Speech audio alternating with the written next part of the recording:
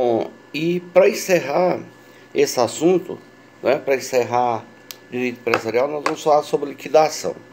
O que é a liquidação?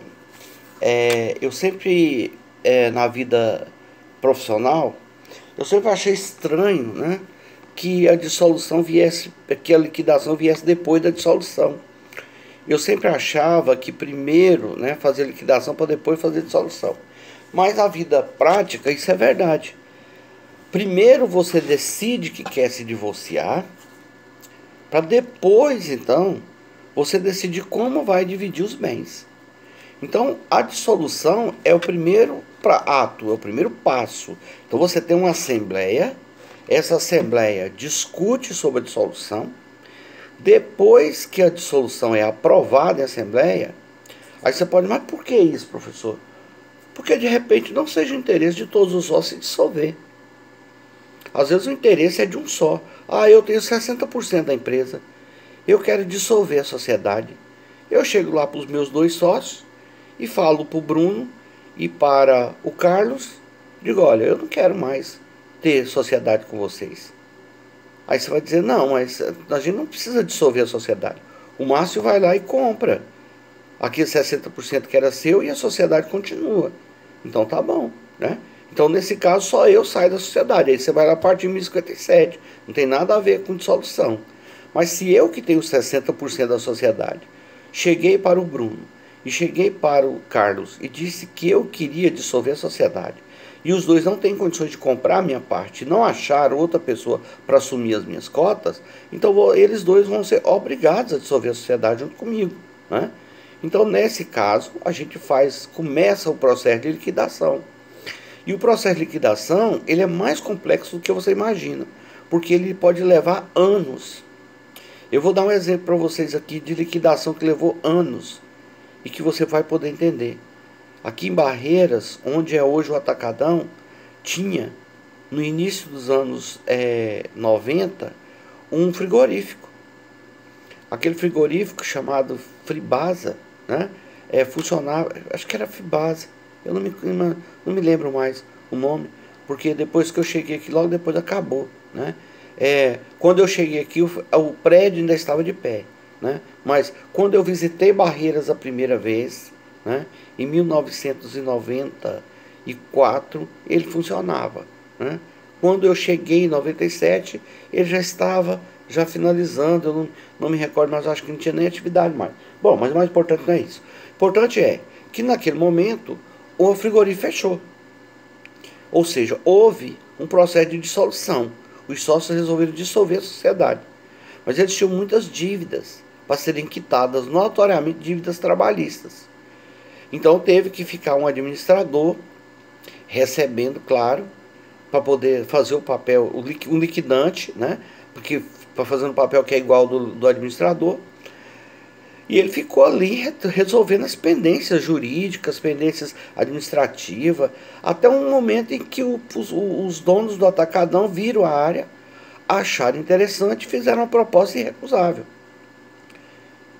E essa proposta não envolvia só a sociedade, envolvia os credores, notoriamente a União e notoriamente os funcionários da empresa.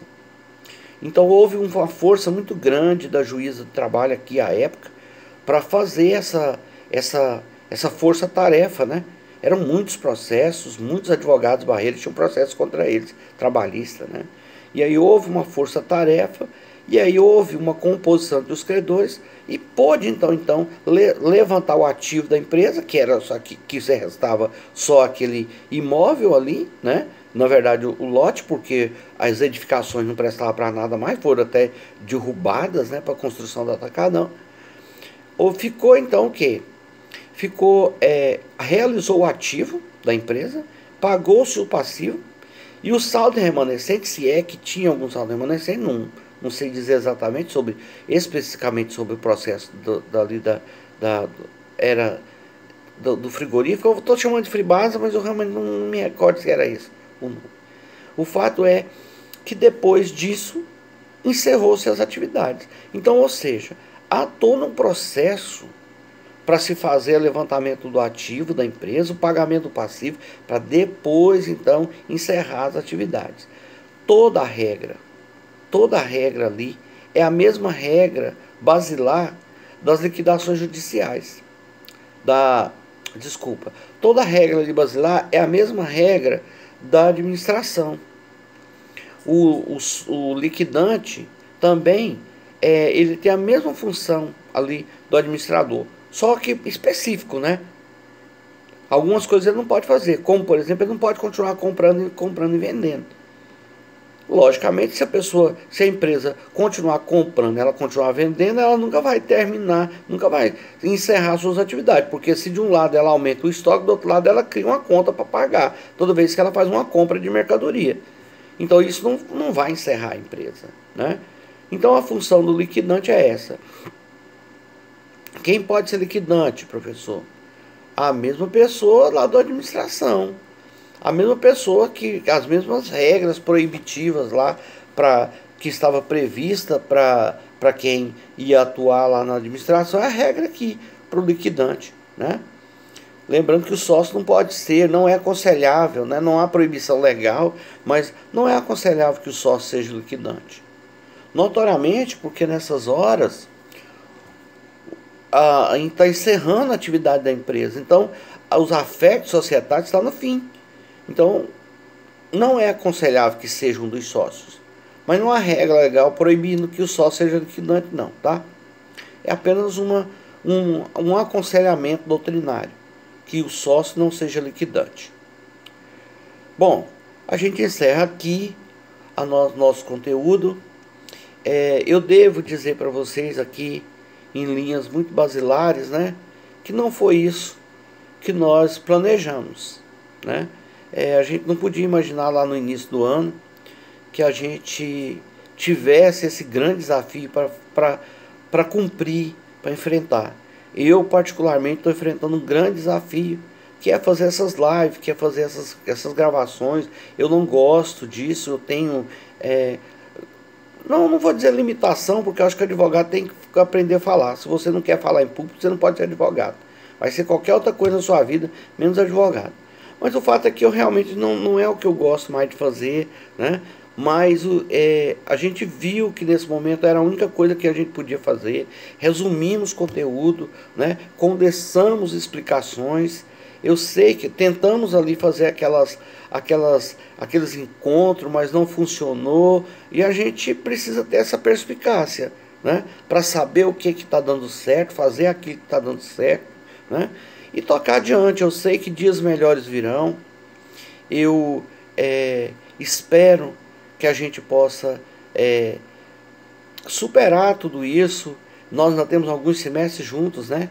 Mais 3 semestres juntos.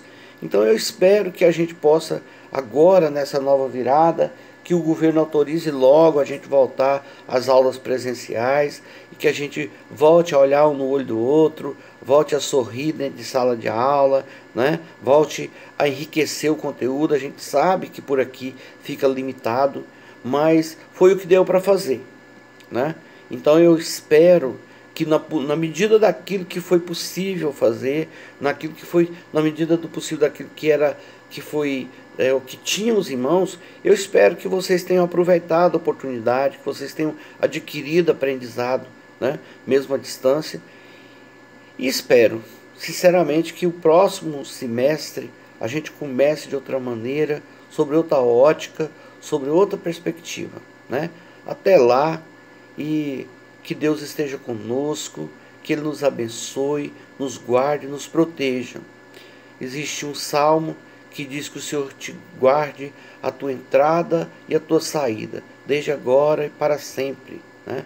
Então, que assim seja com vocês também. Espero vocês mais próximo na próxima unidade. Um grande abraço e até lá.